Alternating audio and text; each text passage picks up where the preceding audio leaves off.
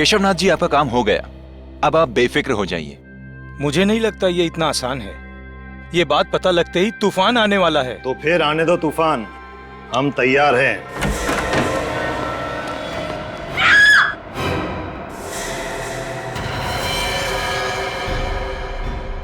तुम्हें चेतावनी दी गई थी मिस्टर केशव, और चेतावनी सिर्फ एक बार दी जाती है, अगली बार तो सिर्फ गोली।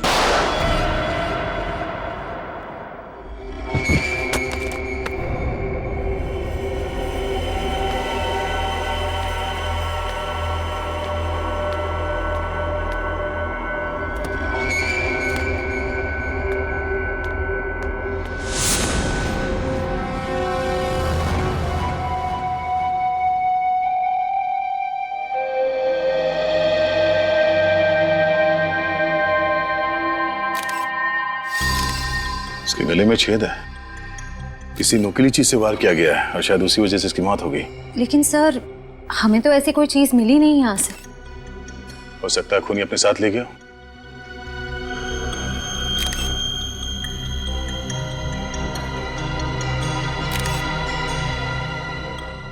सर, कोई मोबाइल, कोई आईडी कार्ड नहीं है।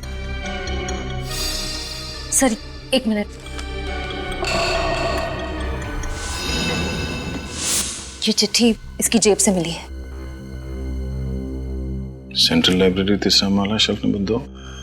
ये लड़की रात के 1:30 बजे वर्ल्ड एटलस बुक लेने के लिए आई थी यहाँ पे। क्यों? हाँ सर, और सर वो किताब यहाँ से गायब भी है। ओह, बड़ी अजीब बात है।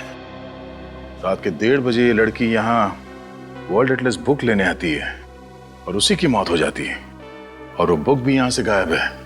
इसका मतलब है कोई और भी था जो बुक लेने के लिए आया था। उस किताब में ऐसा क्या हो सकता है? सर वो तो एक सिंपल मैप्स की बुक है। बुक भले ही सिंपल हो, लेकिन कोई ना कोई बात तो जरूर है सर। लगता है उस बुक के साथ छेड़छाड़ की गई होगी।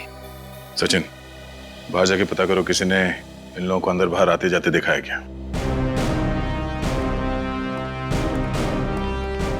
ये वर्ल्ड एटलस बुक आखिरी बार कौन लेके गया था? सर एक मिनट।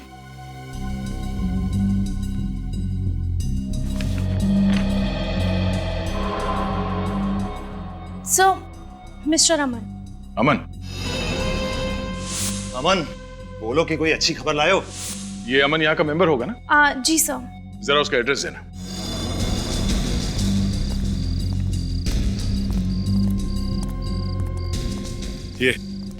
ये पीछे का गेट तो हमेशा बंद रहता है। अगर वो लड़की यहां से आई है इस तरफ से, तो वो जो औरत कैंडल बेच रही है उसे पता होगा। चलो पूछते हैं। Excuse me. 10 का एक कैंडल है सर, कितने कैंडल्स दूं? देखिए, हम लोग कैंडल लेने नहीं आए, आपसे कुछ पूछना था। आप यहाँ पर कब से हैं? जी, मैं शाम से लेके सुबह तक यहाँ बैठती हूँ, कैंडल बेचती हूँ। यहाँ पास में चर्च है, यहाँ देर रात तक लोग कैंडल जलाने आते हैं। क्यों, क्या हुआ मैम?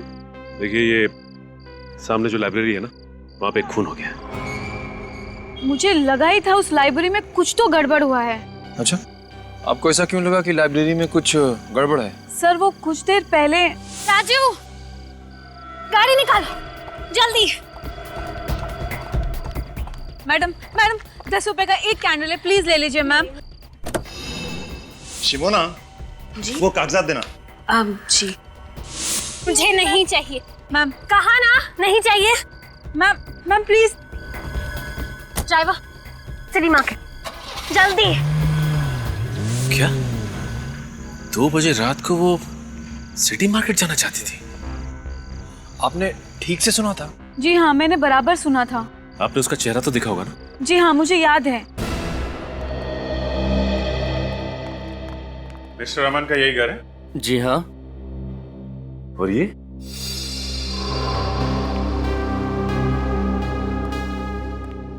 क्या आप यही अमन जी हैं? हाँ सब, इन्हें मैंने हाल में कहीं देखा है।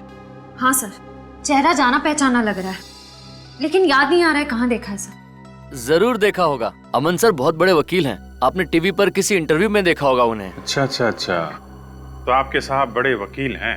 हाँ। कहाँ गए? ऑफिस? नहीं, आज सुबह वो अपना सामान लेकर के शहर से बाहर चले गए। इस अमन जी ने आखिरी बार लाइब्रेरी से वर्ल्ड एटलस की किताब ली और लाइब्रेरी में वापस कर दी। उसके बाद से गायब है। अमन जी का कमरा कहाँ है?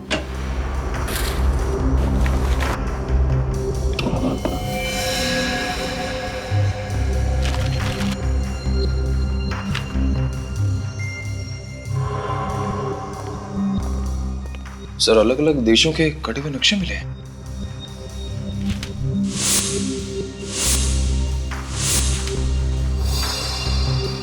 सर, ये सारे कटे हुए नक्शे तो सर वो तो एक सिंपल मैप्स की बुक है।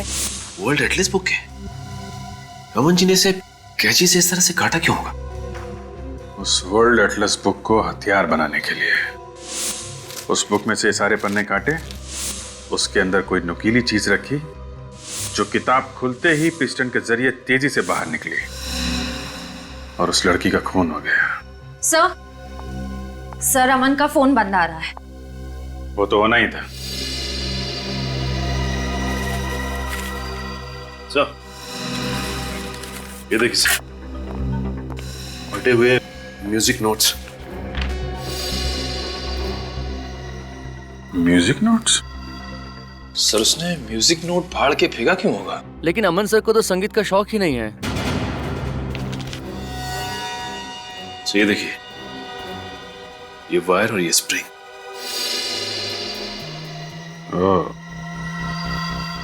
मिस्टर अमन का लाइब्रेरी से वर्ल्ड एटलस बुक का लाना, उसके पन्नों के साथ छेड़छाड़ करना और वापस बुक लाइब्रेरी में रख देना। उसके बाद एक लड़की का लाइब्रेरी में से उसी बुक को लेना और उस बुक से उसका खून हो जाना और मिस्टर अमन का गायब हो जाना। ये कोई इत्तेफाक नहीं है, साजिश है, साजिश। सोची समझी साजिश। रात के 1:30 बजे एक अनजान औरत सेंट्रल लाइब्रेरी में घुसती है और वहां से एक ऐसी किताब उठाती है जिसके अंदर हथियार छुपा के रखा गया था और शायद कोई संदेशा भी। और उसी हथियार से उस अनजान औरत का खून हो जाता है।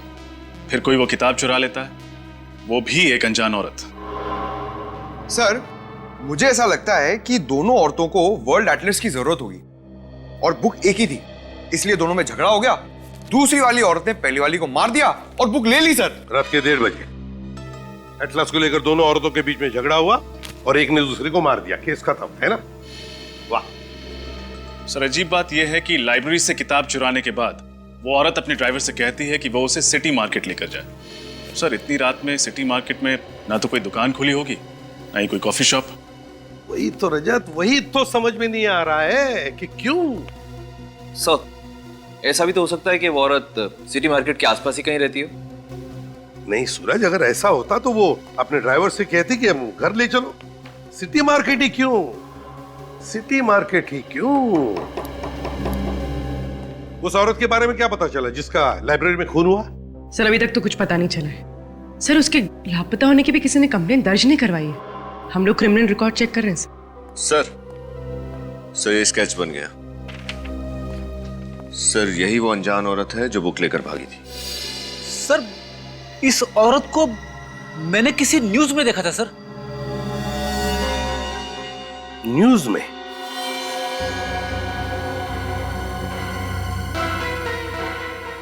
न्यूज में? अब याद आ गया, अब याद आ गया।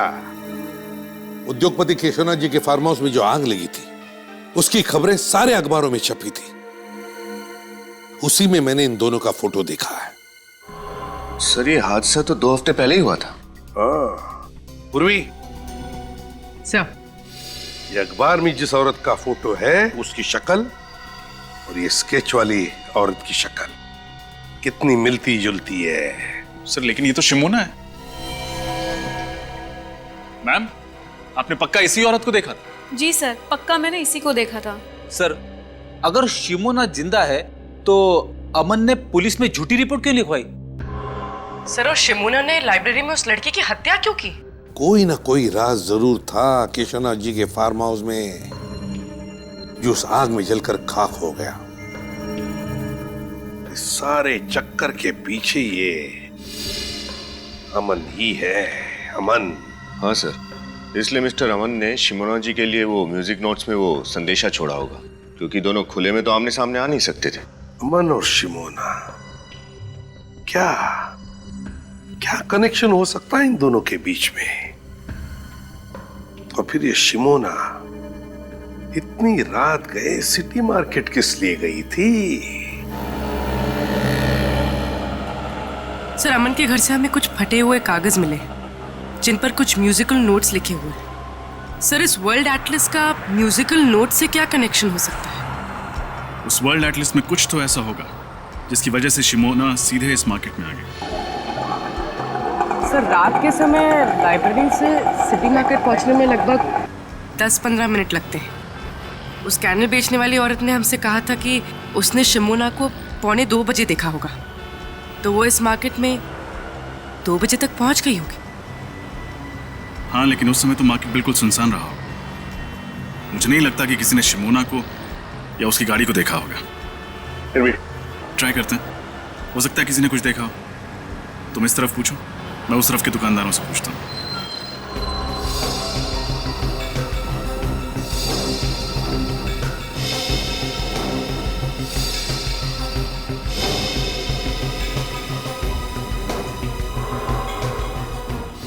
सर, आखिर आप क्या ढूंढ रहे हैं? हम कह रहे हैं ना कि अमन सर ने कोई गैर कानूनी काम नहीं किया है। गैर कानूनी काम नहीं किया तो फिर अचानक क्यों गायब हो गए? मुझे नहीं पता। कोई भी वकील बिना किसी को बताए अपने सारे कोर्ट केसेस छोड़ के वेकेशन पे तो जाएगा नहीं, और अगर जाएगा तो कम से कम अपनी पर्सनल सेक्रेटरी यानी आपको तो बता के जाएगा। लेकिन उन्होंने मुझे कुछ नहीं बताया। और अगर नहीं बताता है तो इसका मतलब है कि वो कोई गलत काम कर रहा है और वो नहीं चाहता है कि उसके बारे में किसी को पता चले। नहीं, अमन सर कभी कोई गलत काम नहीं कर सकते, और वाकई में हमें नहीं पता है कि वो गए कहाँ हैं। इतना जरूर पता है कि वो हमें कांटेक्ट जरूर करेंगे, वो भी सही समय पर। अब आप ही बताइए साहब, इतनी छोटी सी चीज चुराने के लिए मेरी दुकान का ताला तक तोड़ डाला। मेरी तो समझ में नहीं आ रहा कि वो चोर था या फिर कोई पागल था। और कुछ तो चोरी नहीं हुआ दुकान से? नहीं साहब, और कुछ तो चोरी नहीं हुआ। चलो ठीक है, आइए मेरे साथ। उर्वी, एक्सक्यूज मी, हम लोग सीआईडी से हैं। सर, क्या हुआ क्या यहाँ पे? सर, वो कल रात को मेरे म्यूजिक स्टोर में ताला तोड़कर एक चोर घुस आया था, और सर वो केवल एक म्यूजिक बॉक्स के अलावा और कुछ भी चुरा कर नहीं ले गया। एक ही म्यूजिक बॉक्स? उसके अलावा उसने कुछ भी नहीं चुराया? जी मैडम, वो चोर देर रात को आया होगा जब पूरा मार्केट बंद हो जाता है, चारों ओर सुनसान हो जाता है, तभी तो किसी ने कोई आवाज भी नहीं सुनी। हो सकता है शिमोना ने ही वो म्यूजिक बॉक्स चुराया। अच्छा, ये म्यूजिक बॉक्स आपके पास था कब से? सर, कल सुबह ही एक सेल्समैन देकर गया था। कल सुबह? जी मैम, उस सेल्समैन ने बतौर सैंपल वो म्यूजिक बॉक्स मेरे पास रखा था और कहा था कि एक म्यूजिक कंपनी ने एक नया आइटम लॉन्च किया है, वो म्यूजिक बॉक्स में कस्टमर को दिखाकर मैं और 20 के ऑर्डर भी ले लूंगा। और उसने कहा कि वो 2 दिन के बाद आएगा ऑर्डर लेने के लिए, तभी वो सैंपल वाला म्यूजिक बॉक्स लेकर जाएगा। सर, उसने वो सैंपल पीस बेचने के लिए मना किया था। अब आप ही बताइए मैं उसको क्या जवाब दूंगा। ये सेल्समैन पहले भी आया था आपकी दुकान पर? जी नहीं सर, वो सेल्समैन हमारे लिए नया था, पहले कभी नहीं देखा। यही था? हाँ सर, यही था वो आदमी। Thank you. मुझे लगता है अमन यहाँ सेल्समैन बनकर आया और उसने इस दुकानदार को वो म्यूजिक बॉक्स बतौर सैंपल दिया ताकि ये दुकानदार उसे बेच ना पाए और शिमोना आकर उसे चुरा ले। सर, जरूर उस किताब में कोई कोड या मैसेज होगा जिसमें लिखा होगा कि शिमोना को म्यूजिक बॉक्स इस मार्केट से चुराना है। लेकिन सेंट्रल लाइब्रेरी से सिटी मार्केट, सिटी मार्केट से म्यूजिक बॉक्स, ये कोड्स का चक्कर कुछ समझ में नहीं आया।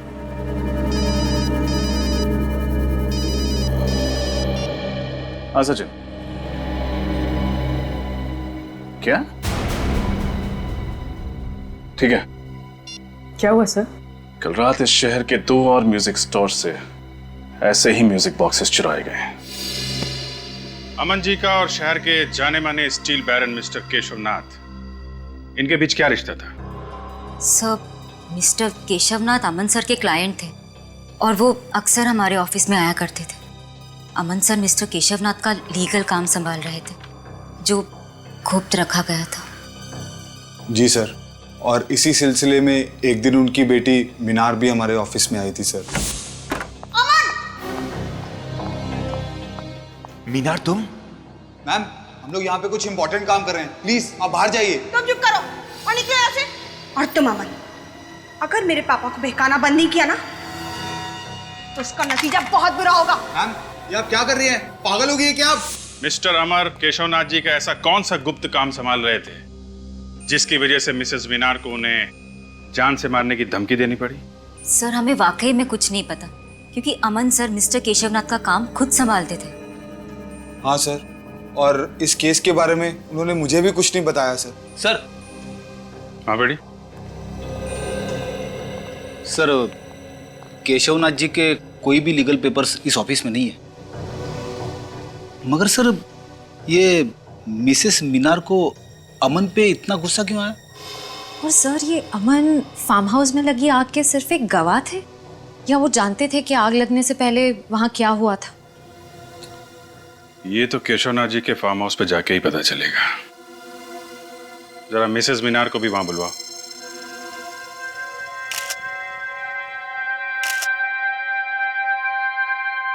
आप लोग इस पूछताछ से हमें कब बख्शेंगे? 2 हफ्ते पहले हुए इस हादसे को आप लोग भूल क्यों नहीं जाते? माना कि फार्म हाउस में आग लगी थी, but it was just an accident. Relax Minar, relax. CID वाले आपके पापा का फार्म हाउस का तलाशी लेना चाहते हो तो लेने दो, उन्हें उनका काम करने दो। थैंक यू मिस्टर भास्कर, कम से कम आप हमारे काम को समझते हैं। देखिए मिसेस मीनार, हम सिर्फ अपनी ड्यूटी कर रहे हैं। इस फार्म हाउस में जो आग लगी और जिसमें आपके पिताजी और उनके 2 एसोसिएट जल के मर गए, आपको ये मालूम होगा कि उसकी रिपोर्ट मिस्टर अमन ने लिखवाई थी। तो हुआ यह है कि मिस्टर अमन अभी लापता हो गए, और सिर्फ इतना ही नहीं, सेंट्रल लाइब्रेरी में हुए गुमनाम लड़की के कत्ल में भी उसका हाथ है। मुझे ये नहीं समझ में आ रहा कि एक लाइब्रेरी में हुए कत्ल का इस फार्म हाउस के जलने से क्या मतलब है? यहाँ आग कैसे लगी, कब लगी, पुलिस इसकी तहकीकात कर रही है। और तहकीकात में ही पता चला है कि अमन को आपने बंदूक दिखा के धमकी दी थी। क्यों? क्योंकि अमन एक नंबर का धोखेबाज है। उसने मेरे पापा की आंखों में धूल झोंक कर करोड़ों रुपयों का गबन किया है, और इससे आप ये कैसे कह सकते हैं कि मैंने अमन को कुछ किया है? ठीक है, फिलहाल अभी हम आपकी बात पे विश्वास कर लेते हैं, लेकिन सर ये बाहर पेड़ में धंसी हुई मिली। बंदूक की गोली? इसका मतलब इस फार्म हाउस में गोलियां भी चली। Oh my God. ये गोली चलने वाली बात अमन ने पुलिस रिपोर्ट में क्यों नहीं लिखवाई? ये वीणा का है, ये संतूर का है और ये सितार का है। ये तीनों एक ही राग पर है, लेकिन इनके वाद्य यंत्र अलग अलग हैं। मैं आपको इनके राग सुनाता हूं।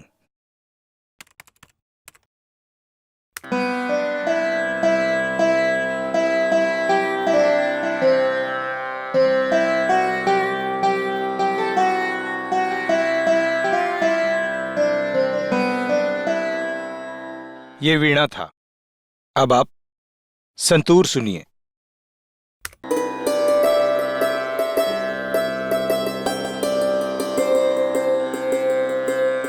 ये सितार का है।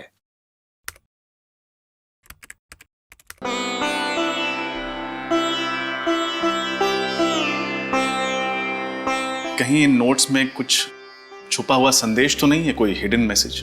नहीं नहीं, ये तो शुद्ध संगीत है। अब आपके वक्त और आपकी मदद के लिए शुक्रिया। नमस्कार। ये अमन तो एक वकील है ना, तो भला एक वकील शिमोना को शास्त्रीय संगीत के जरिए अपना मैसेज क्यों भेजेगा? सर, और शिमोना ने वही म्यूजिक बॉक्सेस चुराए जिसपे ये एक ही राग 3 अलग अलग म्यूजिकल इंस्ट्रूमेंट्स पे बजाए गए हैं। सर, हो सकता है कि इन 3 अलग अलग इंस्ट्रूमेंट से बजाया गया राग किसी व्यक्ति या किसी जगह के बारे में इशारा कर रहा हो। अब बस ये पता करना है कि संगीत के ये सुर किस जगह या फिर किस इंसान से जुड़े हुए हैं। मिसेस मीनार, अब तो आपको यकीन हो गया होगा कि फार्म हाउस में आग लगना कोई हादसा नहीं था, यहाँ पे गोलियां चली थी, गोलियां। सर। हाँ बेटी। सर, पुलिस की फॉरेंसिक रिपोर्ट के मुताबिक उस वक्त यहाँ पे जो थे वो सब आग में जलकर राख हो गए थे और उनकी बाकी बची जो हड्डियां हैं वो अभी भी उन्हीं के लैब में है। तो एक काम करो, उन हड्डियों को अपने फोरेंसिक लैब में भिजवा दो, डॉक्टर साळुंखे के पास। Yes sir. What nonsense! मुझे अपने पापा का अंतिम संस्कार करना है। देखिए मैडम, पहले हमें ये पता लगाना है कि एग्जैक्टली यहाँ पे हुआ क्या था, फिर आपके पिता की हड्डियों की शिनाख्त भी अभी बाकी है, तब तक आपको इंतजार करना ही पड़ेगा। सर ये देखिए क्या मिला, साइड से थोड़ा जला हुआ।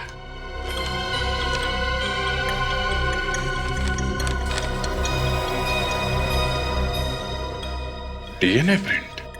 हड्डियां तो बुरी तरह जल गई हैं, इनके चेहरे अच्छे से बन पाएंगे? हाँ अभिजीत, इस फेस कंस्ट्रक्शन सॉफ्टवेयर के जरिए आप मौका वारदात पर पाई गई खोपड़ी का फेस कंस्ट्रक्ट करने की कोशिश तो करो।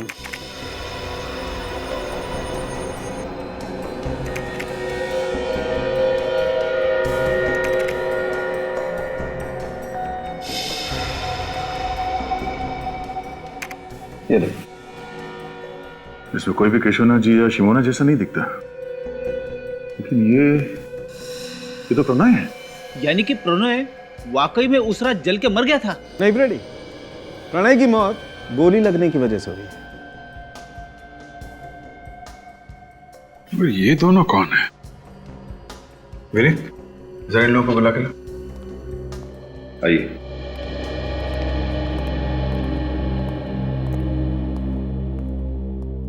जरा इन दो चेहरों को देखिए, इनको पहचानते हैं आप लोग? कभी ये देखा है? इनमें से हम किसी को नहीं जानते। हमें क्या पता कौन है ये लोग? सर आपका शक सही निकला। घटनास्थल से लाई गई सारी हड्डियों का डीएनए टेस्ट मिल गया। किसी का भी डीएनए मिसेस मीनार के डीएनए से नहीं मिलता।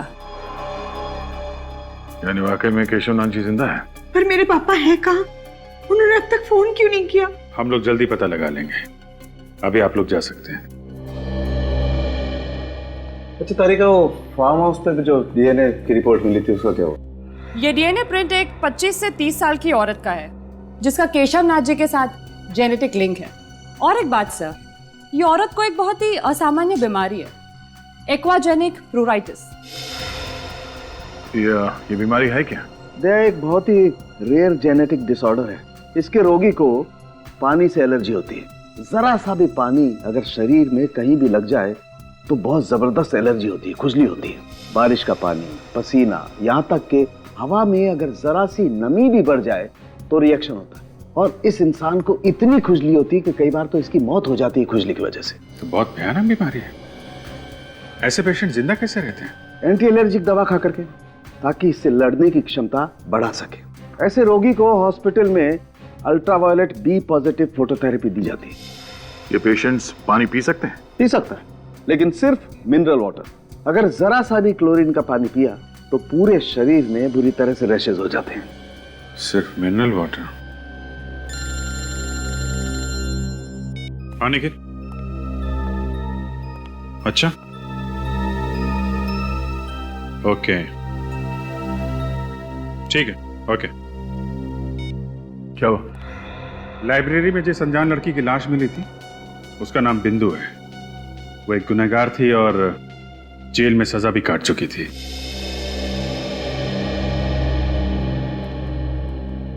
सीआईडी मुंबई टीम से आपसे सुबह फोन पे बात हुई थी। यस सर, बैठिए ना। जी नहीं, इट्स ओके। आपको बिंदु के बारे में जानकारी चाहिए ना? जी हाँ, क्या बता सकते हैं आप बिंदु के बारे में? ये तो आपको किमी बता सकती है। किमी? कौन किमी? किमी और बिंदु दोनों एक ही सेल में थी और दोनों एक ही दिन रिहा हो गए।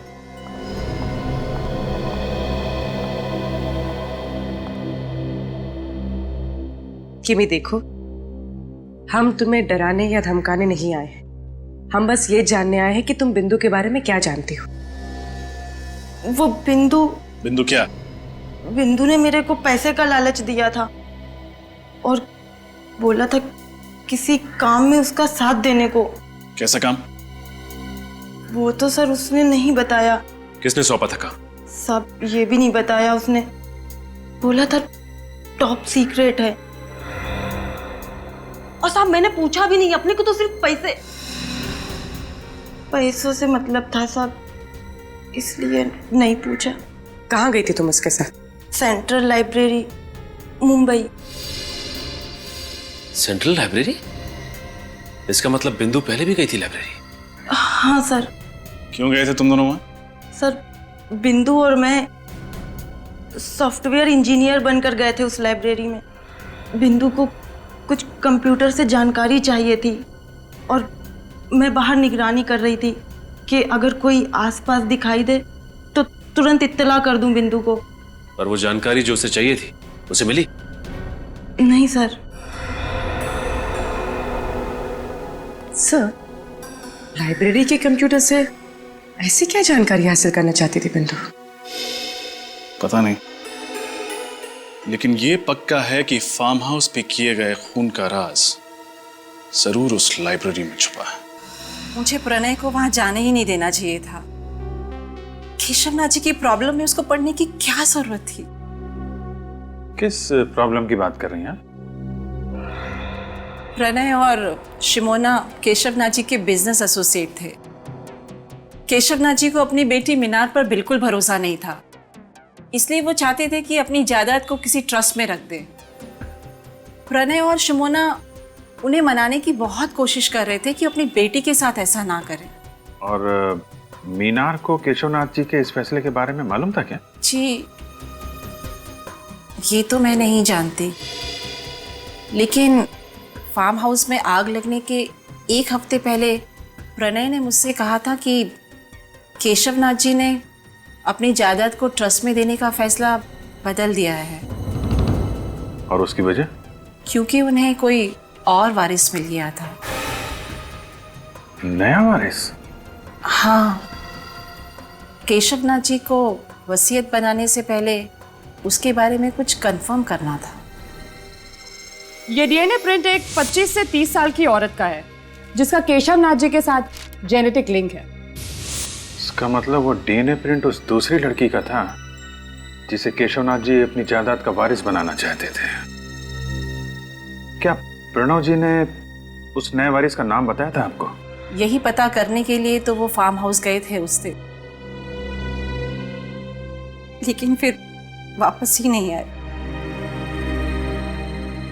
मतलब ये सारा केस केशवनाथ जी की जायदाद से जुड़ा हुआ है, जो अपनी बेटी को नहीं बल्कि किसी और रिश्तेदार को देना चाहता है। और वो डीएनए प्रिंट जो केशवनाथ जी के जले हुए फार्म हाउस से मिले वो उसी रिश्तेदार के होंगे। किसी के डीएनए प्रिंट मिलने से ये कैसे साबित होगा कि वो केशवनाथ जी के रिश्तेदार के हैं? सूरज, इंसान दो ही वजह से डीएनए टेस्ट करवाता है, या तो उसे रिश्ता साबित करना होता है या फिर बीमारी के बारे में, जेनेटिक बीमारी के बारे में पता करना होता है। लगता तो यही है कि केशवनाथ जी ने डीएनए टेस्ट के जरिए रिश्तेदारों की पहचान करने की कोशिश की है। हमें ये कैसे पता चलेगा कि वो डीएनए प्रिंट किस रिश्तेदार का है?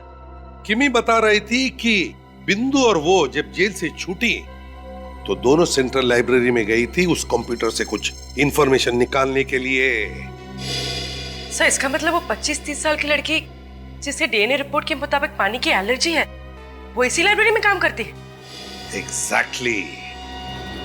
मतलब सर, हमें ना सिर्फ केशवनाथ जी, अमन और शिमोना को खोजना है बल्कि लाइब्रेरी में काम करने वाले उस गुमनाम वारिस का भी पता लगाना है। ये केशवनाथ जी, अमन और शिमोना को ढूंढेंगे कैसे? रेडी, भले उन तीनों के मोबाइल फोन बंद हो, भले उनके बैंक अकाउंट में कोई लेन देन ना हो, लेकिन हर चीज के लिए पैसा तो लगता ही है। कोई ना कोई तो उन्हें पैसे भेजता ही होगा। बस उन्हें ढूंढ लेंगे। लेकिन कौन सर? केशवनाथ जी और शिमोना के जान पहचान वालों के मुताबिक वो दोनों मर चुके हैं। दया, ये अमन तो जिंदा है, और फिर अभिजीत ने तो कहा ही था ना कि अमन की सेक्रेटरी विनीता काफी वफादार है। सर, उन 3 म्यूजिक बॉक्सेस का क्या राज है? वो अमन ने शिमोना के लिए 3 अलग अलग दुकानों में क्यों रखे थे? अमन को पता था कि कोई उसका पीछा कर रहा है, इसीलिए वो तीनों म्यूजिक बॉक्सेस में शिमोना के लिए संदेश भेजता था। दया, लेकिन पता लगाना पड़ेगा इस केशवनाथ जी का म्यूजिक से क्या संबंध है। और एक काम, इस अमन की सेक्रेटरी विनीता पर नजर रखो। निखिल जरा देखो अलंकार जी कहाँ हैं। अरे भाई वो संतूर का क्या हुआ? अलंकार जी।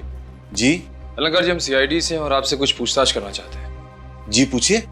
इस म्यूजिकल स्कूल को बनाने वाले केशवनाथ जी के फार्म हाउस में जिस दिन आग लगी उस दिन वो आपसे 2 बार मिलने आए थे, क्या ये सच है? जी हाँ, ये बात सच है। शिमोना यहाँ 3 म्यूजिकल बॉक्सेस लेकर आई थी। कहाँ है वो बॉक्सेस? अब उस लड़की का नाम शिमोना है या नहीं मुझे पता नहीं, मैंने तो कभी पहले उसे देखा तक भी नहीं। वो यहाँ बॉक्स लेकर आई थी या नहीं? एक लड़की आई तो थी। केशवनाथ जी और अमन के कहने के मुताबिक मैंने वो बॉक्सेस लेके चेक करके अपने पास रख ली। हमें वो बॉक्स चेक करना है।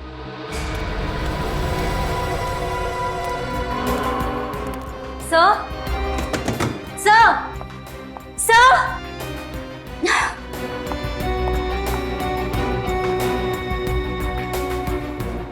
कहाँ चले गए सब के सब?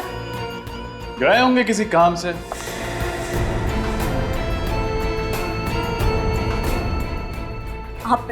आप लोग यहाँ?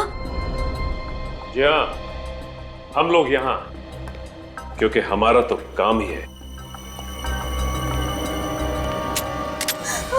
गुनहगारों को पकड़ना। लेकिन मैं गुनहगार नहीं हूँ। मैं सच में गुनहगार नहीं हूँ। कुछ नहीं किया है मैंने। गोली मत चलाना प्लीज। बंदूक नीचे रखो। बहुत डर लगता है मुझे बंदूक। और झूठ बोलने से डर नहीं लगता? मुझे माफ कर दो सर। मैंने झूठ कहा था कि मैं अमन सर के बारे में कुछ नहीं जानती। मैं तो सिर्फ उनके ऑर्डर्स को फॉलो कर रही थी। अमन सर, मिस्टर केशवनाथ और शिमोना मैडम यही छुपे हुए थे। इसका मतलब ये तीनों इस षड्यंत्र में मिले हुए थे। तुम्हारे पास अमन और शिमोना का नंबर होगा? हाँ सर। फोन लगाओ, पूछो कहाँ है।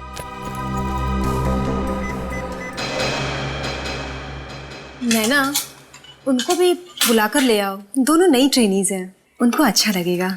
हाँ, लंच टाइम हो गया है, भूख तो लगी होगी। बिल्कुल।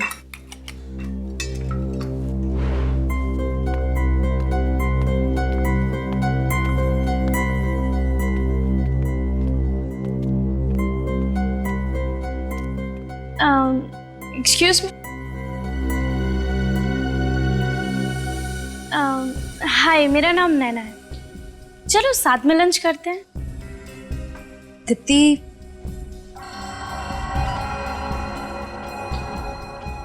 लंच के लिए बुला रहे हैं। ठीक है पूजा। ठीक है, हम आते हैं। ओके।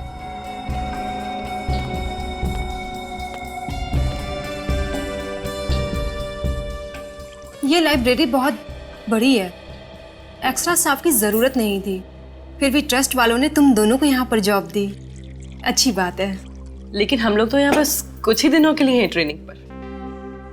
वैसे लाइब्रेरी में इतने ही स्टाफ मेंबर्स हैं या और कोई भी है? नहीं तो हम ही सब हैं। काम मैनेज हो जाता है। अब थैंक्स। मैं बाहर का पानी नहीं पीती। मैं अपना पानी खुद कैरी करके चलती हूँ। क्यों? आपका पानी हमारे पानी से अलग है क्या? हाँ, ये पानी घर से लेके आती है। इसे बाहर के पानी से एलर्जी है। पानी से एलर्जी? कहीं आप मजाक तो नहीं कर रही? वो मजाक नहीं कर रहे, सच्ची बोल रही है। एक्चुअली क्या है, मैं अगर क्लोरीन का बाहर का पानी पीऊं तो उससे मेरी मौत भी हो सकती है। इसके रोगी को पानी से एलर्जी होती है और इस इंसान को इतनी खुजली होती है कि कई बार तो इसकी मौत हो जाती है खुजली की वजह से। ये पेशेंट्स पानी पी सकते हैं? पी सकता है, लेकिन सिर्फ मिनरल वाटर। अगर जरा सा भी क्लोरीन का पानी पिया तो पूरे शरीर में बुरी तरह से रैशेज हो जाते हैं। क्या? I am so sorry. No no, it's okay.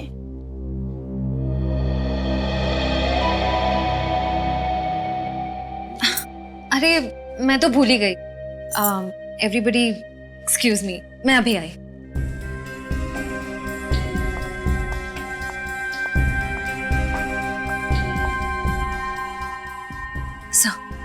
Sir, नैना वही लड़की है जिसे केशवनाथ जी अपना वारिस बनाना चाहते थे। क्या वसीयत उसके हाथ लग गई?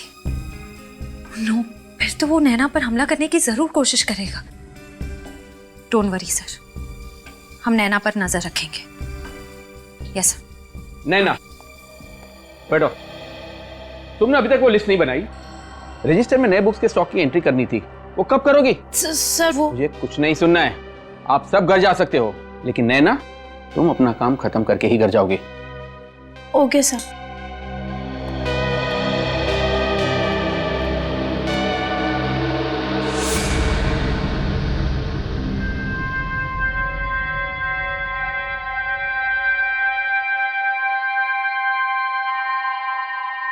उफ, 11:30 बज गए। ये भी कोई तरीका है काम करवाने का? ये मैनेजर नहीं हिटलर है, हिटलर। कल ना मैं इसकी लाइब्रेरी की ट्रस्टी से जरूर शिकायत करने वाली हूँ। और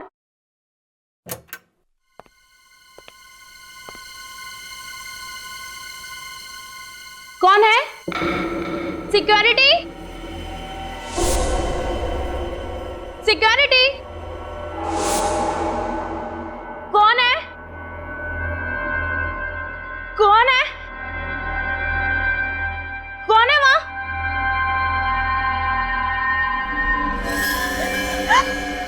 कौन हो तुम?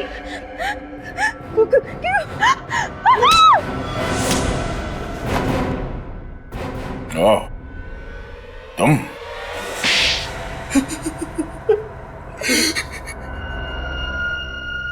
मैंने रात दिन इसलिए मेहनत नहीं की थी कि मेरे ससुर जी अपनी सारी जायदाद अपने किसी दूर के रिश्तेदार को खैरात में दे दे। मुझे शर्म आती है तुम्हें अपना दामाद कहते हुए। और आप अपनी सगी बेटी को छोड़कर किसी दूर के रिश्तेदार को अपनी सारी जायदाद कर देते हो, वो क्या अच्छा था? शुरू से बता हुआ क्या? हाँ, मैंने वो 2 गुंडे केशवनाथ जी को फार्म हाउस पर मारने के लिए भेजे थे, मगर वो दोनों उस आग में जलकर राख हो गए। फिर मुझे पता चला अमन मुझसे कुछ छुपा रहा है, इसलिए मैंने उस पर नजर रखना शुरू कर दिया।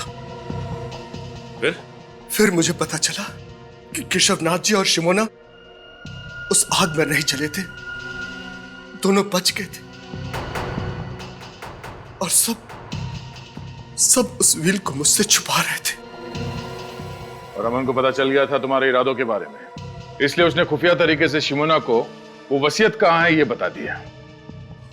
और इसी चक्कर में वो बिंदु मारी गई, जिसे तुमने यहां सिर्फ इसलिए भेजा था कि वो ये पता लगाए कि वो रिश्तेदार है कौन जो यहां काम करती है ना? केशवनाथ जी के फार्म हाउस में आग किसने लगाई? वो आग मैंने लगाई थी सर, ताकि लोगों को लगे कि केशवनाथ जी और शिमोना और प्रणय उस आग में तीनों जलकर मर गए। अब तुम सारी जिंदगी जेल के सलाखों के पीछे अपने गुनाहों की गिनती करते रहना। अब मिस्टर अमन, आपने केशवनाथ जी की मदद की, अच्छा काम किया, मगर मदद करने का तरीका गैर कानूनी था। आपने खून किया है बिंदु का, और शिमोना जी आपने इसमें इनका साथ दिया। आप दोनों को भी गिरफ्तार किया जाता है।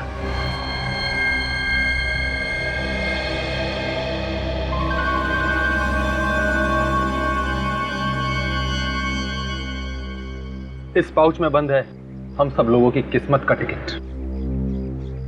तुम्हारे सुनहरे भविष्य के टिकट इस पाउच में नहीं, बल्कि इसमें है। आकाश, ये क्या कर रहा है तू? तुम लोगों का जन्मदिन तो अलग अलग दिन होता है, लेकिन अगर तुम लोगों ने मेरे हवाले माल नहीं किया ना, तो तुम लोगों की मरने की तारीख एक ही होगी, समझ गए? मुझे तो पहले से ही पता था, तुझ जैसे कीड़े पे कभी भरोसा नहीं करते। माल चाहिए ना तुझे, ये है माल, समझा? मुझे भी पहले से मालूम था कि बिना ड्रामा किए काम हो नहीं सकता, इसलिए एक खिलौना मैं भी लेके आया हूं। ये देख।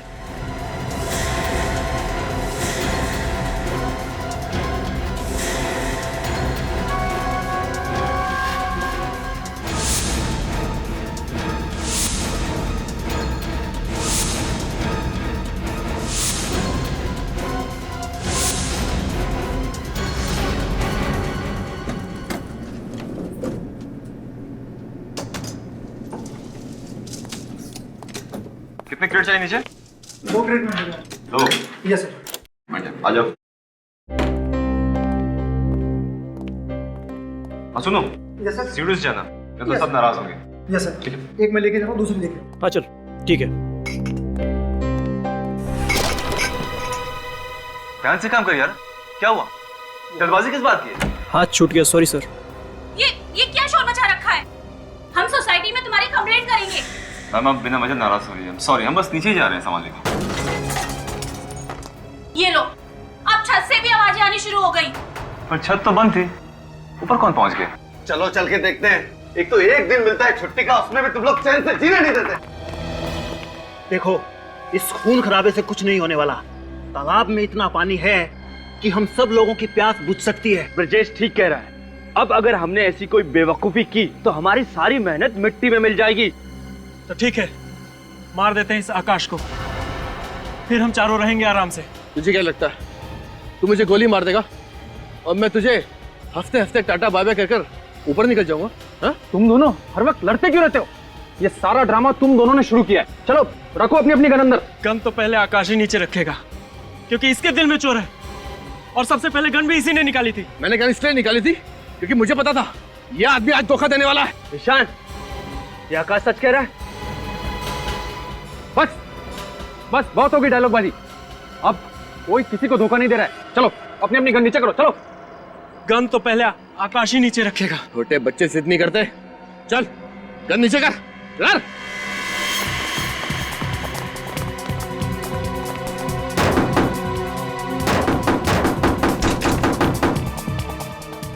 चलो ठीक है, सब लोग एक साथ गन नीचे करते हैं। ठीक है। ओके, आओ।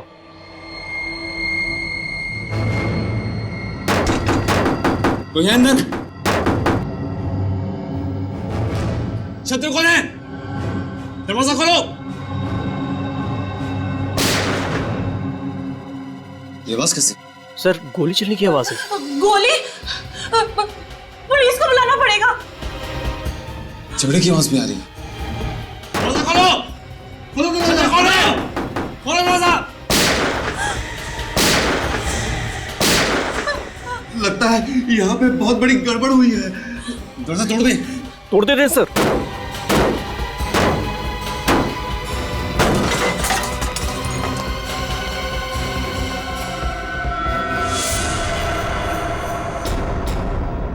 हे भगवान, 5 लाशें।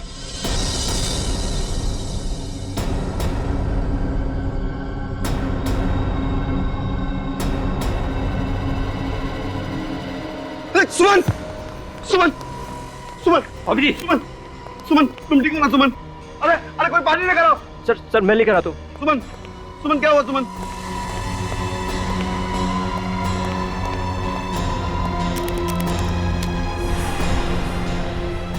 सुमन, सुमन, सुमन, सुमन, जाओ जाके देखो, इनमें से अगर किसी की सांसें चल रही है तो एम्बुलेंस को बुलाते हैं। मैं देखता हूँ सर। जाओ जल्दी। सुमन, सुमन, सुमन तुम घबराओ मत, मैं तुम्हारे साथ हूँ सुमन। सुमन, सुमन, सुमन।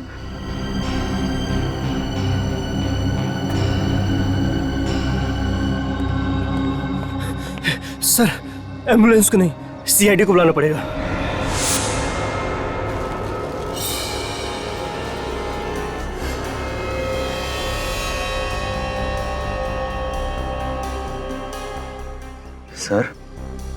सर हाँ, एक लाश देख के मेरे पसीने छूट जाते हैं।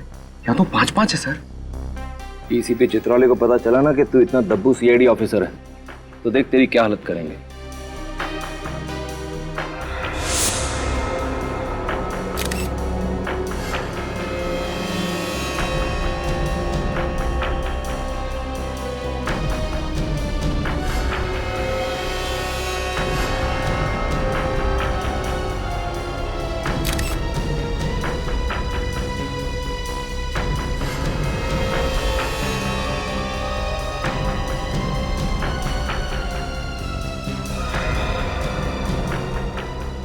पांच लोग, 5 गन्स और पांचों के सीने में गोली लगने के निशान। सर लगता है पांचों की एक दूसरे से गहरी दुश्मनी रही होगी, इसलिए पांचों ने एक दूसरे को मार दिया। सर सर इन पांचों के आई कार्ड से इनके नाम पता चल गए हैं। अच्छा, क्या नाम है इनके? सर वो है आकाश, ये ब्रिजेश, चंदन, दीपेन और ईशान। आकाश, ब्रिजेश, चंदन, दीपेन और ईशान। रजत, इनके कपड़ों से तो लगता है कि ये पार्टी में ही आए थे। जिसने भी ये पार्टी रखी है ना, वही बताएगा हमें इन पांचों के बारे में। देखते हैं।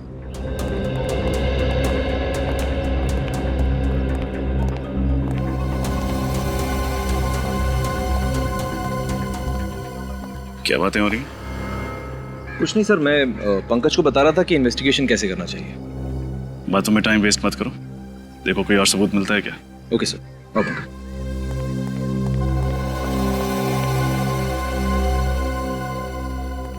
ये पार्टी किसने रखी थी? हा? मैंने सर। सर मेरा नाम अनुज है, पार्टी मैंने ऑर्गेनाइज कराई थी। अच्छा, पार्टी तुमने रखी है तो फिर तुम इन लोगों को भी जानते होंगे? नहीं सर, मैं इनमें से किसी को नहीं जानता सर। ये कैसे हो सकता है? ये लोग पार्टी में ही आए थे ना? हाँ सर। तो फिर पता कैसे नहीं? सर दरअसल इस पार्टी में कोई भी आ सकता था सर, ये टिकट खरीद के।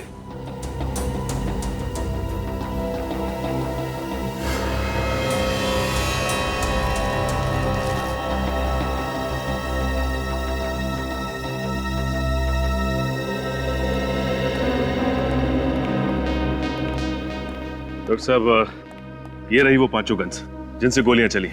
ओके।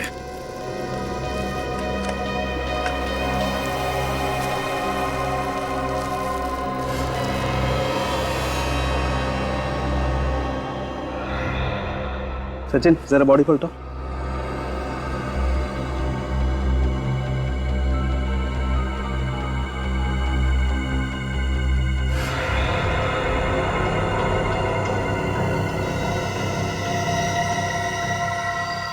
सूरज सर, एक मिनट। हाँ सर, ये देखिए दीवार में गोली है सर। शाबाश, एक काम कर, इस गोली को बाहर निकाल। एसीपी साहब के हाथ नहीं लगनी चाहिए।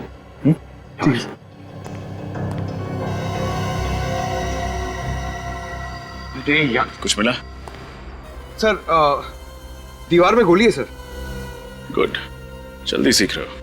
Thank you sir. रुको, एविडेंस है वो। सालुंके साहब, जरा पंकज की मदद करेंगे गोली निकालने में? एक मिनट।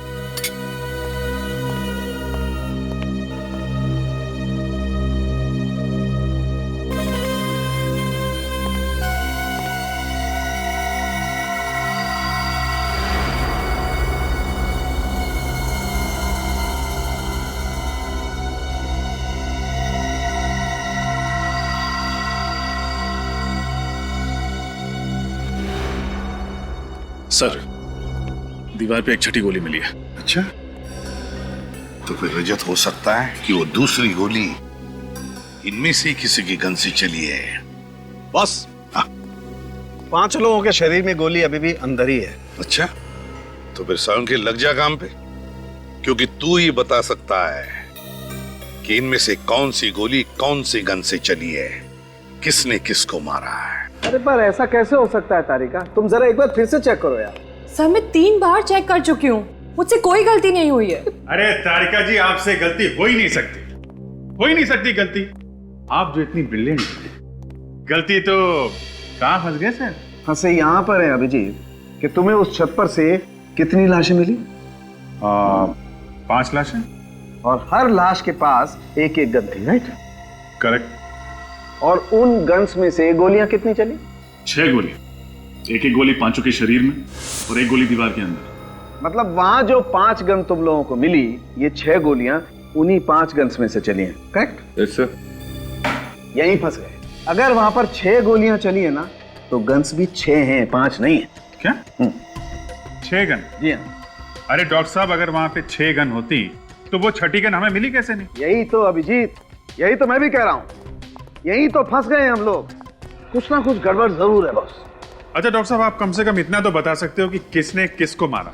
हाँ देखो, इस आकाश ने मारा ब्रजेश को, ब्रजेश ने चंदन को, चंदन ने दीपेन को, और इस दीपेन ने मारा ईशान को, और ईशान ने मारा आकाश को, है ना डॉक्टर साहब? यही गलती कर गया, क्योंकि ईशान ने आकाश को नहीं मारा, ईशान की गन से जो गोली चली वो जाकर के घुस गई उस दीवार में जहां से हमने उसे निकाला। ये रही वो गोली। तो फिर आकाश की मौत किसकी गन से हुई? उसी छठी गन से जो अभी तक आप लोगों को नहीं मिली। अगर वहां पे एक और गन थी, छठी गन, इसका मतलब वहां पे एक और खूनी भी था। सीआईडी की नजरों से कैसे बचा रहे क्या? इस छत को एक बार फिर से चेक करना पड़ेगा और इन सभी के घर वालों को ब्यूरो में बुलवाओ। माताजी, आप अपने आप को संभालिए, हम अपनी तरफ से पूरी कोशिश कर रहे हैं।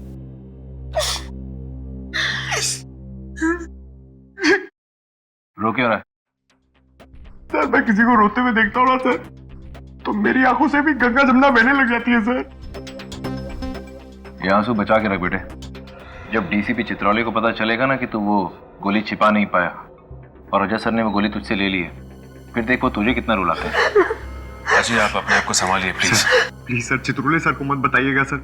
मेरे सामने आते हैं ना तो मेरे पैर कांपने लग जाते हैं। Shut up idiot. ना तो तुम उस दिन वो लैपटॉप ठीक से तोड़ पाए, ना गोली छुपा पाए। तुम भूल गए हो कि हम यहाँ सीआईडी में करने के लिए क्या आए? केस सॉल्व करने आए ना सर। केस सॉल्व करने नहीं बुद्धू बल्कि।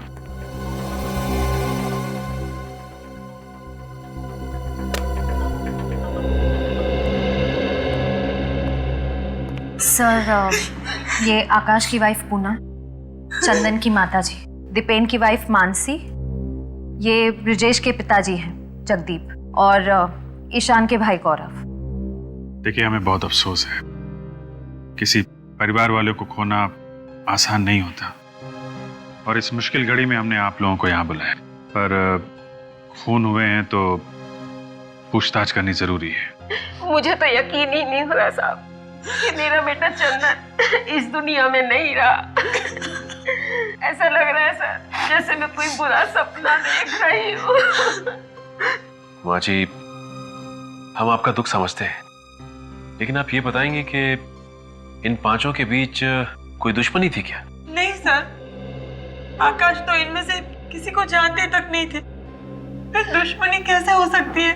ब्रजेश भी इन लोगों को नहीं जानता था। मैं उसके सारे दोस्तों को अच्छी तरह से जानता हूँ, पर ना तो ये नाम मैंने कभी उसके मुंह से सुने और ना ही मैंने इन लोगों को इनसे पहले ब्रजेश के साथ उठते बैठते देखा। इन सभी के पास गन थी। गन कहाँ से है इनके पास, आप लोगों को मालूम है?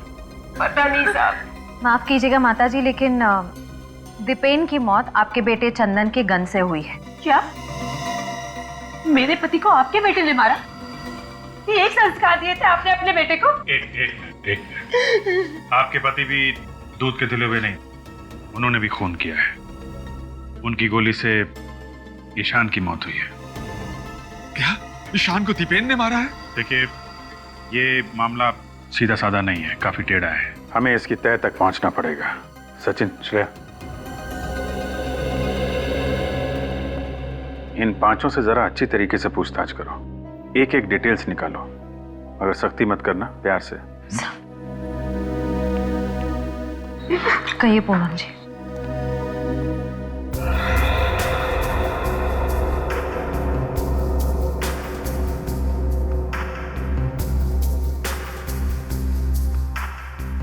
सर, तो मानसी कह रही है कि 2 दिन पहले दीपेन का व्यवहार कुछ अलग हो गया था। अच्छा, अलग सा व्यवहार? किस तरीके का? 2 दिन पहले जरा जरा सी बात पर इरिटेट हो जाते थे, चिल्लाने लगते थे।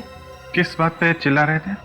मैंने उनके कपड़े वॉशिंग मशीन में धोने के लिए डाले थे, पैंट की जेब चेक की तो उसमें एक कागज निकला, इस बात पर ही चिल्लाने लगे। क्या लिखा था कागज में, आपको कुछ याद है? शायद कुछ नंबर जैसा लिखा हुआ था सर। नंबर? कैसा नंबर? शायद CH2 सर। सर कागज कुछ फटा हुआ था, इसलिए मैं ढंग से पढ़ नहीं पाई सर। आधा फटा हुआ कागज और CH2। हमें यहाँ पर 6 गोलियां मिली, जिनमें से 5 गोलियां 5 गन में से चली। छठी गोली जो हमें यहाँ पर मिली वो किस गन से चली? वो गन नहीं मिल रही है, वो गन ढूंढनी चाहिए। रेडी? अच्छी तरह से ढूंढो।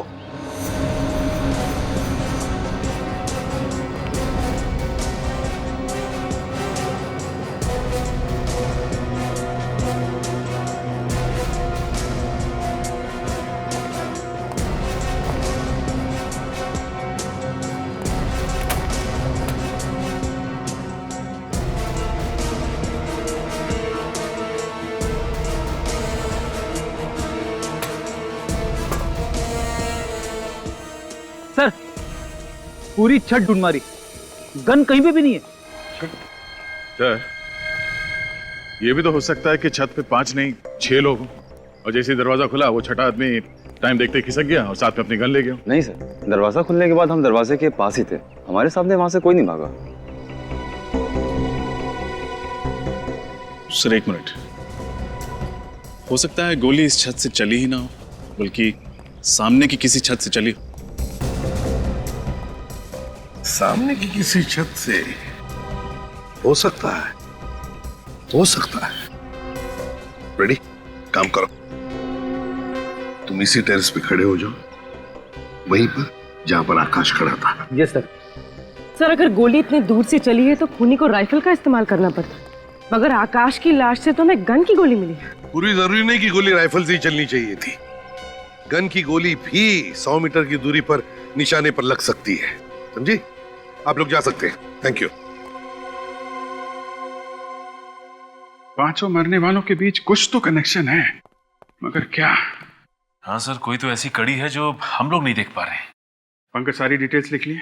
जी सर, ये देखिए, आकाश SBL कंपनी में हेड क्लर्क था, चंदन कैंडलविक कॉलेज में लाइब्रेरियन था, Brijesh estate agent, Ishan AKD school में टीचर था और दीपेन की कपड़ों की दुकान थी सर।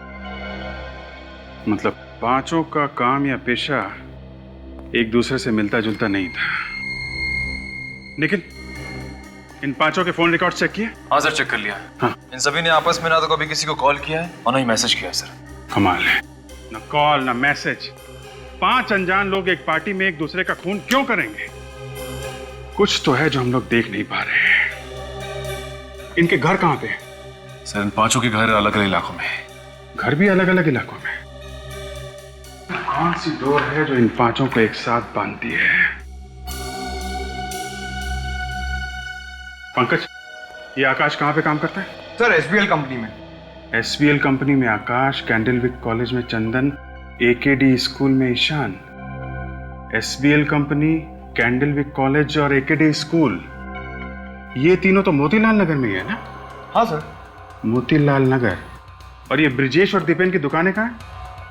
सर ये भी मोतीलाल नगर में है सर। मोतीलाल नगर, मोतीलाल नगर, यही वो मिसिंग चीज है, मोतीलाल नगर।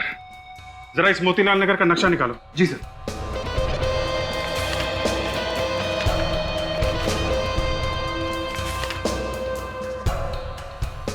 AKD school, SBL company, Candlewick college, और यहीं पे है उन दोनों की दुकानें।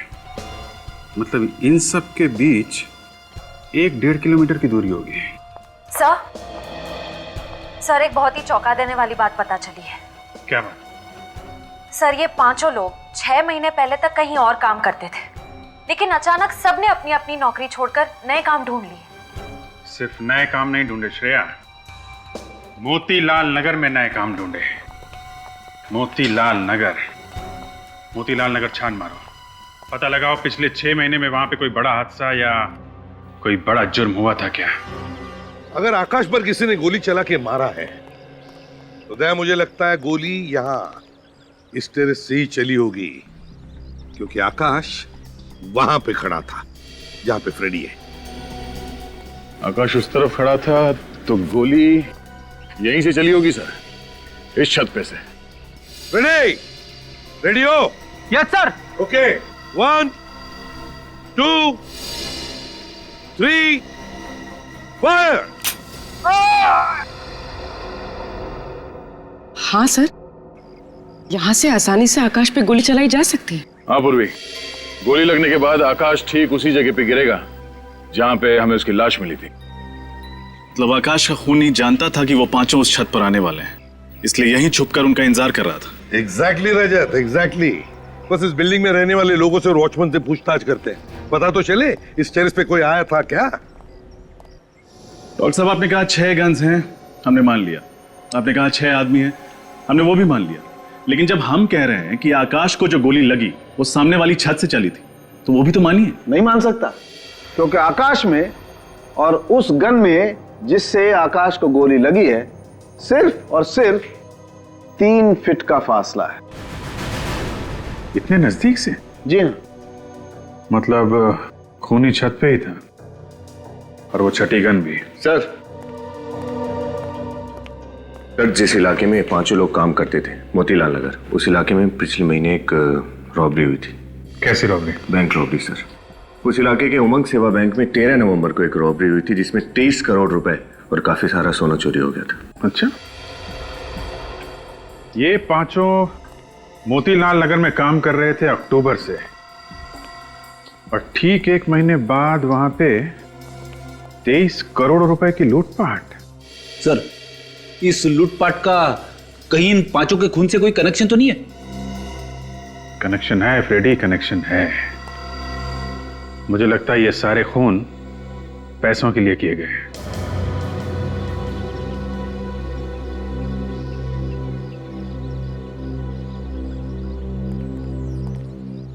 सर केस तो बहुत ही उलझ गया है। छत पे 5 लोग थे, सबके पास एक एक गन थी, सबकी गन से एक एक गोली चली। पर सर आकाश को जिस गन से गोली मारी गई है वो हमें मिली ही नहीं। ये तो आकाश को जिस गन से गोली मारी गई है वो नहीं मिल रही है। ईशान पर गोली चलाई दीपेन ने, और दीपेन पर गोली चलाई इस चंदन ने। उसके बाद ब्रिजेश ने चंदन को मारा और फिर आकाश ने ब्रिजेश को मार दिया। आकाश ने ब्रिजेश को मारा, तो फिर इसका मतलब है बचा कौन? बचा आकाश। फिर हो सकता है आकाश गया ईशान के पास ये देखने के लिए कि ईशान जिंदा है या मर गया। और जब आकाश ईशान को देख रहा था, शायद उसी वक्त। बस एक खास खबर पता लगी है। जल्दी बताना सालुंखे। ईशान की पैंट पर मुझे खून की कुछ बूंदें मिली हैं। हाँ। और हैरानी की बात यह है कि यह खून ईशान का नहीं, आकाश का है। क्या? और यह बात एकदम पक्की है कि आकाश ईशान की गन से नहीं मारा गया। ईशान की गन से नहीं मरा है? ना। सालुंखे साहब, आपने तो केस और भी उलझा दिया। इतना ही नहीं रजत, अगली बात जो मैं बताने वाला हूं उसे सुनकर तुम सीआईडी से इस्तीफा मत दे देना। सर, मुझे सालुंखे सर बहुत पसंद है। सीआईडी के इन्वेस्टिगेशन की वाट लगा देते हैं। असली बात यह है बॉस कि आकाश को जो गोली लगी है उस गोली पर मुझे ब्लैक वैक्स, काली मोम के ट्रेसेस मिले। ब्लैक वैक्स, काला मोम? सर, क्या काली मोम से गोली ज्यादा ताकतवर हो जाती है क्या? नहीं निखिल, ऐसी कोई बात नहीं। ब्लैक वैक्स से कोई भी गोली ताकतवर नहीं बनती। बात तो कुछ और ही है। एक काम करो सूरज। Yes sir. यहाँ लेट जाओ जमीन पर। जमीन पर? हाँ, जहाँ पर आकाश की लाश मिली थी। Okay sir.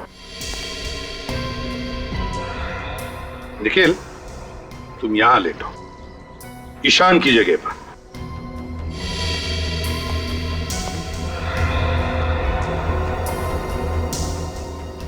सालुंखे, ईशान की पैंट पर कहां पर खून की बूंदें मिली? यहाँ घुटने के पास। घुटने के पास? तो हो सकता है आकाश ईशान को देखने के लिए यूं ऐसे खड़ा होगा। जैसे आकाश को गोली लगी, खून की बूंदें ईशान की पैंट पर गिरी, यहां घुटने पर। सालुंखे, इसका मतलब है गोली नीचे से ऊपर चली है, नीचे से ऊपर। बिल्कुल ठीक बॉस, गोली नीचे से ऊपर की तरफ ही चली है और गोली बहुत नजदीक से चली। मगर सालुंखे, तूने तो अभी अभी कहा ना कि गोली के ऊपर तुम्हें ब्लैक वैक्स के ट्रेसेस मिले, काले मोम के। तो इसका मतलब है कि सालुंखे, ये ब्लैक वैक्स, काला मोम जूतों के पॉलिश में इस्तेमाल होता है ना, शू पॉलिश में। यस, हाँ। सर, इसका मतलब गन ईशान के जूते में थी। लेकिन सर, जूते तो हमने अच्छी तरह से चेक किए थे। अगर गन जूते में थी तो हमें मिलनी चाहिए थी। हाँ सचिन, लेकिन जो कुछ भी छुपा है ईशान के जूते में ही है। जूते फिर से अच्छी तरह से चेक करो।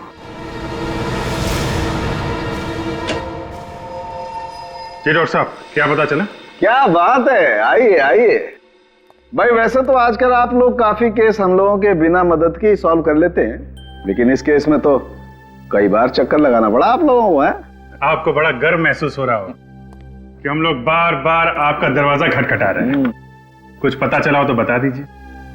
पता ये चला है कि गन तो ईशान के जूते में ही थी। अरे, जूते में थी तो हमें क्यों नहीं दिखी? क्योंकि ईशान का एक पैर का जूता ही बदल दिया गया। जूता बदल दिया? मगर सर दोनों पैर के जूते दिखने में तो एक जैसे हैं। सिर्फ दिखने में फ्रेडी, सिर्फ दिखने में। मैंने ईशान के दोनों जूतों में मिले हुए पसीने के रेजिड्यू का डीएनए टेस्ट किया है। ईशान के दाएं पैर के जूते में मुझे 2 अलग अलग डीएनए मिले, जिसमें से एक डीएनए ईशान का और दूसरा शायद उस खूनी का जिसने जूते बदल दिए। बिल्कुल। इसका मतलब हमारे वहां पहुंचने से पहले ही खूनी ने ईशान का जूता बदल दिया। और ये खूनी जरूर उन्हीं लोगों में से एक होगा जो खून होने के तुरंत बाद छत पे आए थे। इस तरह के जूते किसने पहने थे, कुछ याद है तुम्हें? दीपक सर, उस वेटर दीपक ने बिल्कुल ऐसे ही जूते पहन रखे थे। दीपक? अब इस दीपक के बुझने का टाइम आ गया है। सर उस वेटर दीपक के घर से आ रहे हैं, लेकिन सर वहां पे दीपक नहीं, कोई घनश्याम नाम का आदमी रहता है सर। और सर दीपक ने जो पता लिखवाया था वो गलत है। बहुत लंबी प्लानिंग की है इस दीपक ने। पहले उन चारों को दूसरे के हाथों मरवा दिया और फिर आकाश को ईशान की जूतों के जरिए। मगर सर इस दीपक की ऐसी क्या दुश्मनी हो सकती इन 5 के साथ जो उसे इतनी गहरी प्लानिंग करनी पड़ी? सचिन, मुझे तो लगता है ये सारे खून उस उमंग सेवा बैंक की रॉबरी से जुड़े हुए हैं। आपका अंदाजा बिल्कुल ठीक है सर। उस बैंक रॉबरी की डिटेल्स मिल गई है। 6 लोगों ने लूटपाट की थी सर। इनमें से 5 तो वो है जिनकी मौत हो चुकी है, और छठा है ये वेटर दीपक। वेटर दीपक? दीपक, इस दीपक को जल्दी से जल्दी ढूंढना ही होगा। उस वेटर दीपक ने 23 करोड़ की लूटपाट की? नहीं नहीं, ये खून भी किया उसने। खून? अच्छा किया भगवान ने बचा लिया, नहीं तो वो किसी दिन मेरा गला काट के मेरे गले से भी पैसे चुरा के भाग सकता था। बिना बैकग्राउंड चेक किए उसे नौकरी पर रख लिया आपने? एक्चुअली वो शादियों का मौसम है और स्टाफ कम पड़ रहा था। वो लड़का मुझे शक्ल से भोला भाला दिखाई पड़ा, इसलिए मैंने उसको स्टाफ पे रख लिया। सर ये श्याम है। Yes sir. उस पार्टी में दीपक के साथ तुम ही काम कर रहे थे? हाँ साहब। तुमने दीपक को किसी से बात करते सुना था, फोन पे या फिर पार्टी में? नहीं साहब, वो पूरी पार्टी में चुपचाप ही था साहब। मैंने उसे किसी से बात करते हुए नहीं देखा साहब। याद करके बता रहा हूँ, उस दिन कोई बात हुई हो जो तुम्हें अजीब लगी हो? साहब जब ये हादसा हुआ तो उससे पहले हम लोग उसी फ्लैट से कोल्ड ड्रिंक लेने गए थे, तो उसने मुझे कोल्ड ड्रिंक लेके आगे भेज दिया। जब मैं कोल्ड ड्रिंक लेके सीढ़ियों से नीचे आ रहा था तो मुझे डोरबेल की आवाज सुनाई पड़ी। उस फ्लोर पे तो 2 ही फ्लैट है ना, आमने सामने? Yes sir. तो जिस फ्लैट की उसने घंटी बजाई उसमें रहता कौन है? वो फ्लैट साहब उन्हीं दोनों हस्बैंड वाइफ का है जिनसे आप लोग छत पे पूछताछ कर रहे थे। वही जो बेहोश हो गई थी ना? हाँ साहब, वही दोनों। Thank you. मुझे लगता है दोनों इस केस का हिस्सा है। लगता तो ऐसा ही है सर। हम सच कह रहे हैं सर, इस खून से हमारा कोई लेना देना नहीं है। देखो झूठ मत बोलो। सीआईडी शरीफों के लिए शरीफ है और मुजरिमों के लिए एक भयानक सपना। अभी भी वक्त है, सच सच बता दो वरना बुरी तरह फंस जाओगे तुम। सच बोल देते हैं वरना 5 लाख रुपए के लिए जेल में चक्की पीसनी पड़ेगी। जोर से बोलो। हमें माफ कर दीजिए सर, हमने तो सिर्फ उस वेटर से पैसे लिए थे, लेकिन सर हमारा इस खून से कोई लेना देना नहीं है। किस बात के पैसे? वो सर। किस बात के पैसे? उसकी मदद करने के लिए सर। कैसी मदद? सर उसने मुझे कहा था कि मैं बेहोश होने की एक्टिंग करूं और सब लोगों का ध्यान अपनी तरफ खींच लूं। जब ये ड्रामा कर रही थी तो वेटर ने जाकर ईशान का जूता अपने जूते से बदल दिया। तुमने एक बहुत बड़ा गुनाह किया है। एक खूनी का साथ देकर तुमने उतना ही बड़ा गुनाह किया है जितना उसने किया है, समझे? कहाँ रहता है ये वेटर? रहता कहाँ ये वेटर? पता नहीं सर, वो तो खुद ही आया था हमारे घर और उसने 5 लाख रुपए देने का वादा भी किया था हमसे। और क्या जानते हो उसके बारे में? बताओ। सर एक बार उससे फोन पे किसी बैंक के बारे में बात करते हुए सुना था। बैंक का नाम? कहीं वो उमंग सेवा बैंक तो नहीं? नहीं सर, वो तो फोन पर किसी दूसरे बैंक के बारे में बात कर रहा था। किसी दूसरे बैंक के बारे में बात कर रहा था? सर तब तो वेटर सारा माल लपेट कर भागने की तैयारी कर रहा होगा। हाँ, मुझे तो नंबर याद है CH2। कहीं ऐसा तो नहीं कि उमंग सेवा बैंक से लूटा हुआ सारा पैसा किसी दूसरी बैंक के लॉकर में छुपा के रखा हो जिसके नंबर में ये CH2 भी हो? पता लगाना पड़ेगा किस बैंक के लॉकर के नंबर में ये CH2 आता है। हाँ अभिजीत, हम लोग यहाँ मनी ग्रोथ बैंक के सामने खड़े हैं। तुम कहाँ हो? अब पूरे शहर में सिर्फ 3 ही ऐसे बैंक है जिसके लॉकर के नंबर में CH2 है। देखते हैं ये वेटर तुम्हारे जाल में फंसता है, मेरे जाल में, या फिर ACP साहब के जाल में। हाँ ओके ओके। ये वेटर पक्का आपके जाल में ही फंसेगा। मैंने बैंक से पता किया है, जो 23 करोड़ की लूटपाट हुई है उसके 2 दिन बाद इस बैंक में एक लॉकर खुलवाया गया है जो किसी आकाश कुमार के नाम पे है। ओह, और उस लॉकर का सिग्नेटरी वो वेटर? हाँ सर, वो वेटर ही है। सर वो देखिए वेटर आ गया। सर इसे ही पकड़ लेते हैं। नहीं निकल, अभी नहीं, इसे अंदर जाने दो, बाद में देखते हैं।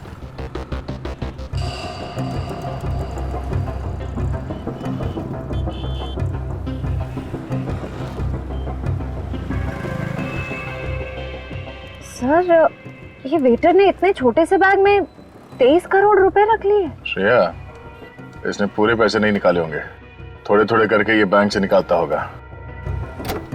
चलो इसके हाल चाल पूछते हैं।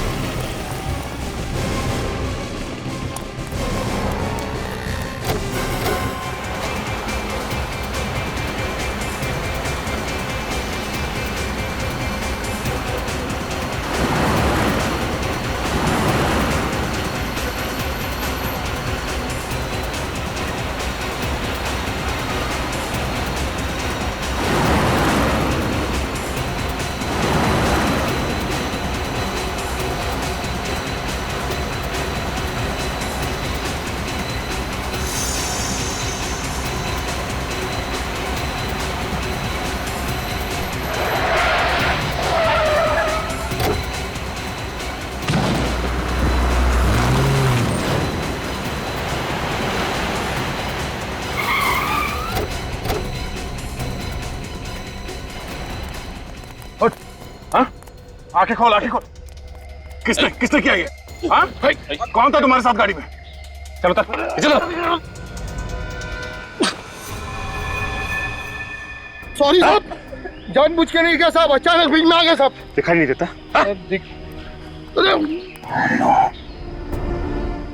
ये तो मर गया, मगर एक बात साफ होगी, सबके पीछे सिर्फ यही नहीं, मास्टरमाइंड कोई और है।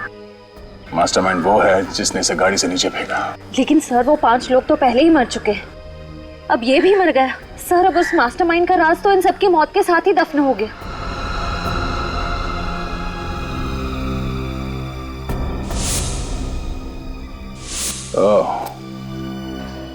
नहीं श्रेया, अगर ये ब्रेसलेट उसी का है जिसका मैं सोच रहा हूं, तो ये मास्टरमाइंड हमसे बच नहीं सकता।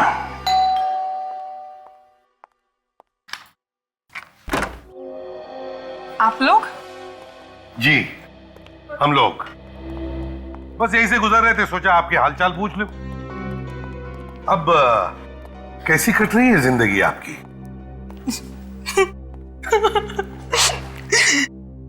एक विधवा औरत जिसका पति अभी अभी उसका साथ छोड़ के गया, उसकी जिंदगी कैसी कट रही होगी? हर तरफ आंसू ही आंसू। ओहो, आप ये लीजिए, हमसे किसी के आंसू देखे नहीं जाते, ये लीजिए, पोंछ लीजिए।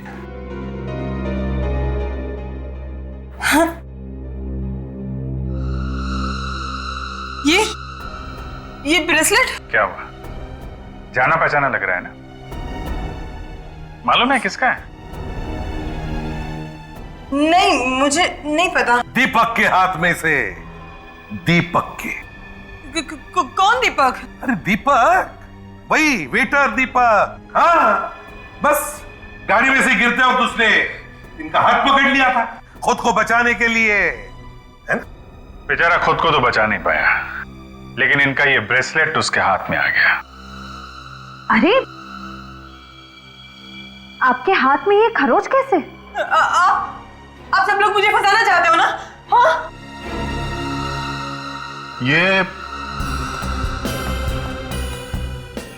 ओ, ये तो वही बैग है ना जो दीपक बैंक से लेके आया था? हाँ? जब पकड़ना। अरे बाप रे, इतने सारे पैसे।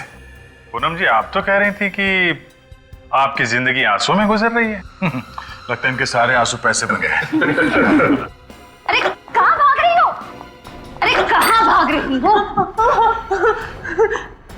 अपने पैसे तो लेती जाओ।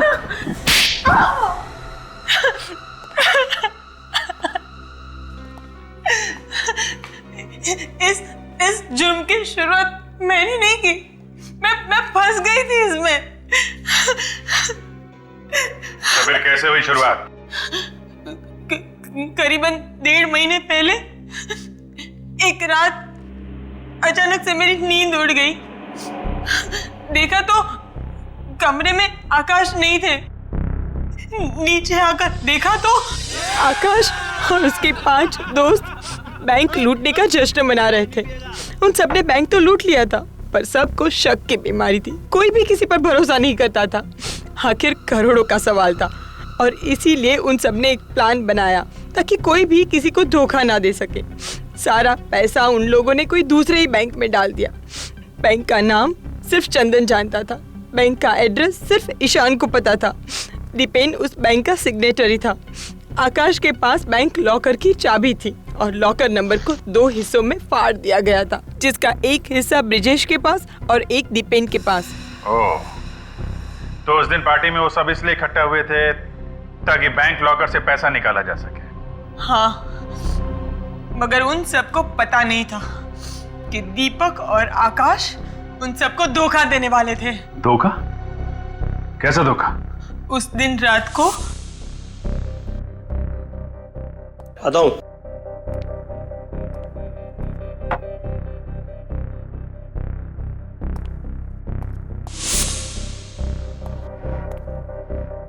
देख, ये चारों मंदबुद्धि के हैं क्या? और इस फिल्म में इनका रोल बस यहीं तक था, समझा ना? अब हम इन्हें इस फिल्म से हटा देते हैं और जितना भी माल है आधा आधा कर लेते हैं, समझा?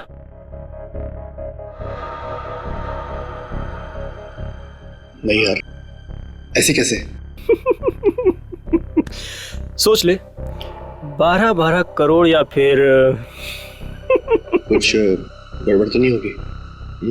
जैसा मैं कहता हूं बस वैसा वैसा करता जा।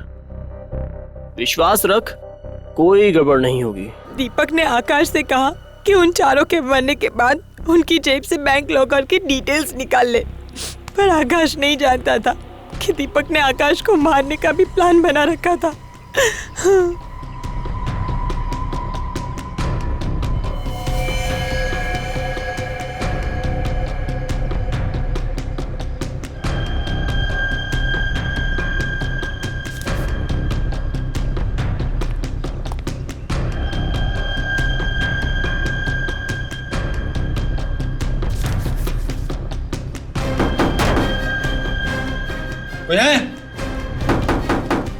खोलो दरवाजा।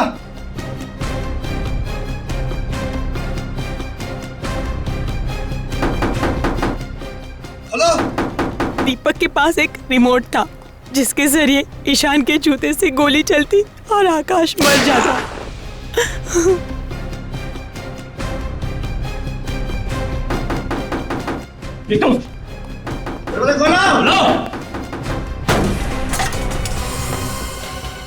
हे भगवान! सुमन! सुमन! सुमन! सुमन! जाओ जाके देखो, इनमें से अगर किसी की सांसें चल रही है तो एम्बुलेंस को बुलाते हैं।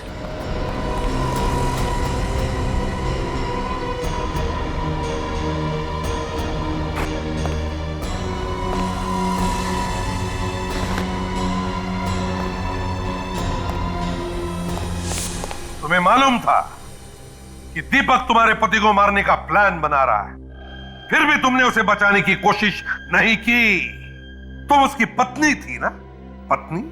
सर, इसने बचाना तो दूर, उल्टे दीपक को ब्लैकमेल करना भी शुरू कर दिया। क्यों बचाती मैं उसे? हाँ, मैं कुछ उससे प्यार व्यार नहीं करती थी, और मेरे पास इतनी सारी दौलत आने वाली थी। क्या जरूरत थी मुझे उसकी? मेरा भविष्य बनने वाला था। तो क्या हुआ? बन गया भविष्य? खूनियों का भविष्य जेल में संवरता है पूनम जी, फांसी के फंदे के इंतजार में। इस तरह के और भी एपिसोड देखने के लिए हमारे चैनल को सब्सक्राइब करें और बेल आइकन दबाना ना भूलें।